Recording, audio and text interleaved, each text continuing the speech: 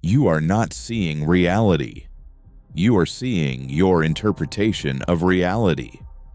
What if I told you that you have never seen reality as it truly is? Not even once. What you experience as reality is not reality. It is electrical signals traveling through neural networks, interpreted by the brain, filtered by memory, emotion, belief, and survival programming. The brain does not show you the world. It shows you a prediction of the world. This prediction is built using your childhood conditioning, your past trauma, your emotional experiences, your subconscious beliefs, and your nervous system state. This is exactly what the Ved called Maya. Maya is not illusion in the sense of nothing. Maya is misinterpretation. Maya is partial perception taken as total truth. You are not seeing reality. You are seeing a survival-based interpretation of reality. In Vedanta, there is a profound principle called Drishti Srishti Vada. It means the world is not first created and then seen. The world is created as it is seen. This means the act of perception itself is the act of creation. You don't see the world as it is. You see the world as you are. Your mind creates an image and then you mistake that image for reality. Just like in a dream. Nothing in the dream is actually real, yet your body reacts as if it is. Because for the brain, perception is reality. Modern neuroscience has now confirmed something similar. The brain is not a passive observer. It is a prediction machine. It constantly constructs a model of the world using past experience as a template. This is known as predictive processing. You do not experience the present moment directly. You experience your brain's best guess of what should be there. This is efficient. It is evolutionary. It helps you survive. But it also means two people in the same room can experience entirely different realities. Think about this. Two people, same room, same moment. One feels judged, unwanted, on edge. The other feels calm, welcomed, safe. The world did not change between them. The observer did. Quantum physics discovered something shocking. Particles do not exist in a fixed form until they are observed. Before observation, they exist in infinite potential states.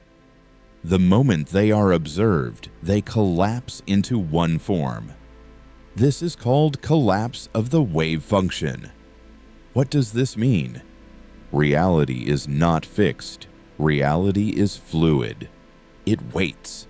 It exists as potential. And consciousness selects the outcome. This is the same truth Vedanta taught. Jagat Mithya. The world is appearance. Brahman Satya.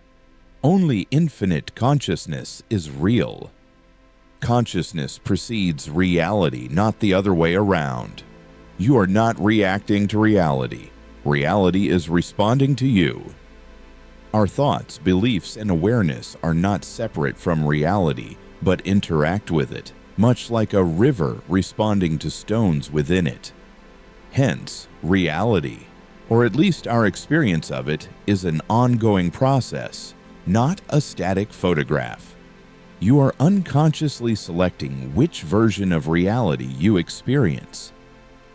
And this is where trauma science enters. Your nervous system is not neutral. It has memory. If you experienced danger as a child, your nervous system remains in hypervigilance, freeze, fight, flight, or fawn. The state of your nervous system becomes the observer. A nervous system in danger will observe threat, rejection, abandonment, chaos. A nervous system in safety will observe opportunity, love, connection, ease.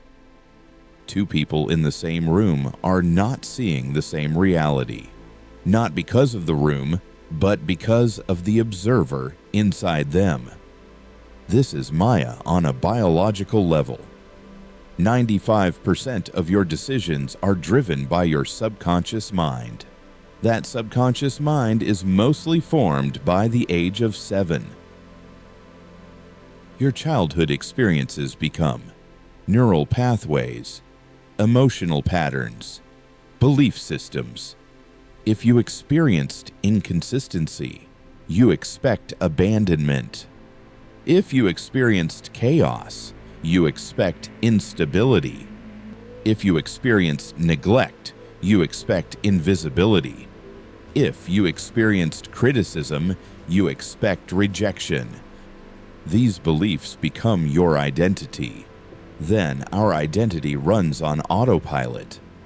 What does the brain always do? Your brain seeks one thing: confirmation. This is called confirmation bias. Your brain ignores what doesn't match the belief and amplifies what does. If the belief is, "I am unwanted," your brain will constantly search for evidence of rejection, abandonment, invisibility. And it will find it, because that is what it's searching. Not because it is true, but because it is familiar.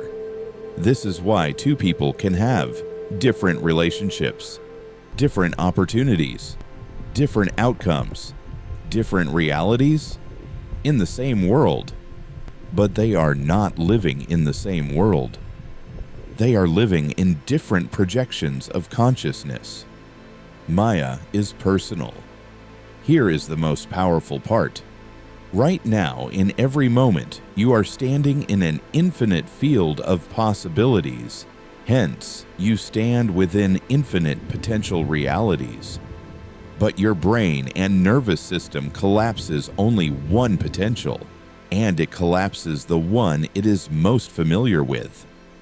Not the most healthiest one, not the most beautiful one, not the most loving one, but the most familiar one.